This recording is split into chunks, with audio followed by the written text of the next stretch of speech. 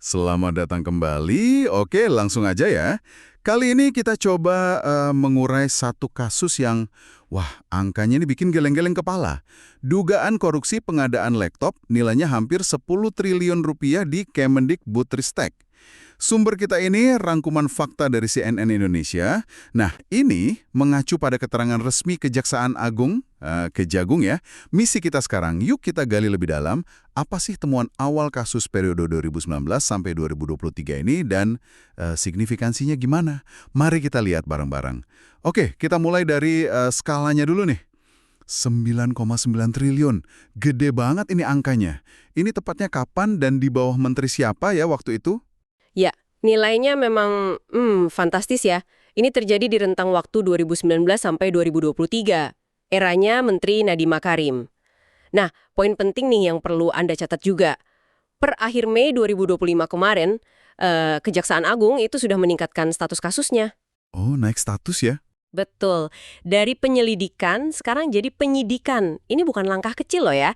Artinya mereka ini udah nemuin bukti awal yang cukup kuat gitu untuk menduga adanya tindak pidana korupsi. Jadi bukan sekedar isu atau laporan awal aja. Penyelidikan ya. Berarti udah ada indikasi pidana yang kuat dong?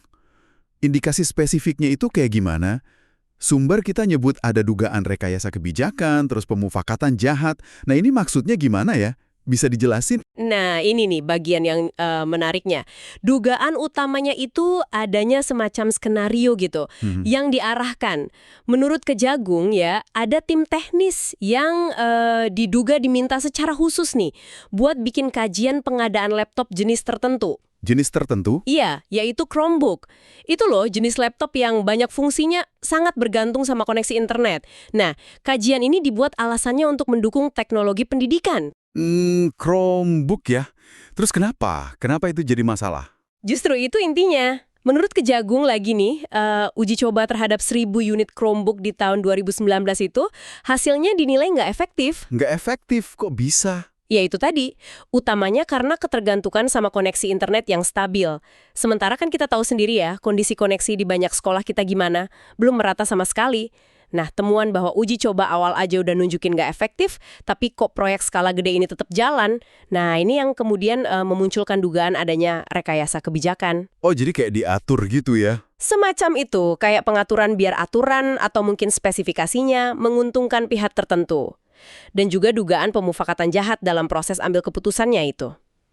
Gitu kira-kira. Jadi kesannya kayak ada upaya maksa gitu ya, pakai teknologi yang sebenarnya kurang pas sama kondisi lapangan waktu itu. Gitu ya? Bisa dibilang begitu. Kalau gitu, dananya dari mana nih? Yang 9,9 triliun itu yang diduga jadi bancakan? Nah, berdasarkan info awal dari Kejagung, dana jumbo ini asalnya dari dua pos utama. Pertama, sekitar 3,58 triliun itu dari dana bantuan operasional sekolah atau BOS afirmasi kinerja satuan pendidikan. Bos afirmasi ya, oke. Iya. Terus yang kedua, 6,3999 triliun lagi.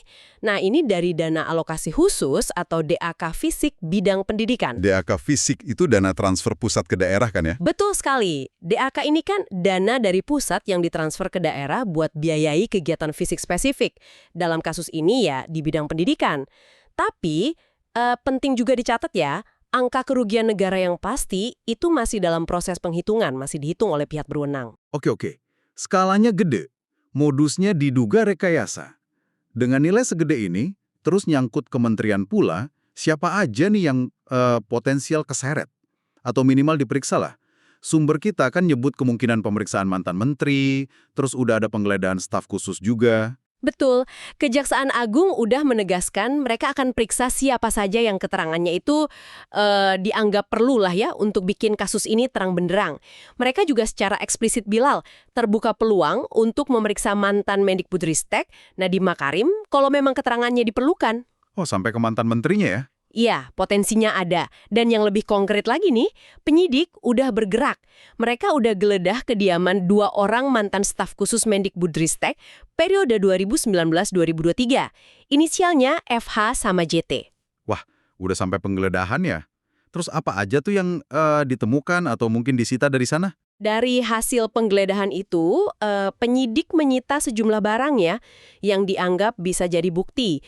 Barang-barangnya itu meliputi laptop, terus ada ponsel, beberapa penyimpanan data eksternal kayak flash disk atau hard disk gitu, sama juga dokumen-dokumen catatan yang dianggap relevan sama perkara ini. Lumayan banyak ya barang buktinya. Ya, ini nunjukin keseriusan penyidik buat ngumpulin bukti sebanyak mungkin. Oke, baik. Coba kita rangkum sedikit ya, biar jelas. Jadi ada dugaan korupsi, pengadaan laptop, nilainya fantastis, 9,9 triliun rupiah. Ini di Kemendikbudristek era Nadiem Makarim. Dugaan modusnya ini melibatkan rekayasa kebijakan. Tujuannya kayak maksa penggunaan Chromebook, padahal uji coba awalnya aja udah nunjukin nggak efektif karena masalah koneksi internet. Kasus ini statusnya udah naik jadi penyidikan oleh Kejagung, udah ada bukti konkret kayak penggeledahan rumah mantan staf sus, penyitaan barang bukti, dan ada potensi pemeriksaan pihak lain juga, termasuk mantan menteri. Gitu ya?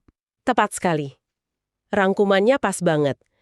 Kasus ini jadi pengingat keras ya buat kita semua soal betapa pentingnya transparansi, terus akuntabilitas, sama pengawasan yang super ketat dalam setiap proyek pengadaan pemerintah.